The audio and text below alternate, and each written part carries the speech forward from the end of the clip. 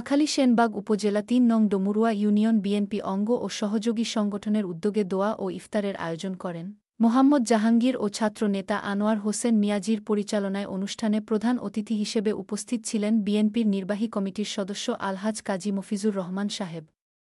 প্রধান বক্তা হিসেবে উপস্থিত ছিলেন সেনবাগ উপজেলা পরিষদের সাবেক চেয়ারম্যান আবুল কালাম আজাদ সাহেব।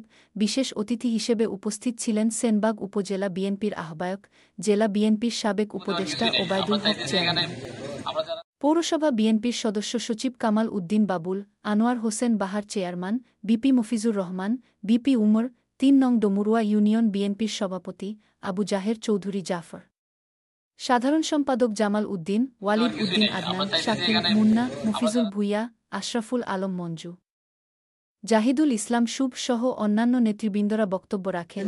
এসমীয় নেত্রী বেগম খালেদা জিয়ার জন্য সুস্থতা কামনা করে দোয়া করেন। অনুষ্ঠান শেষ করেন।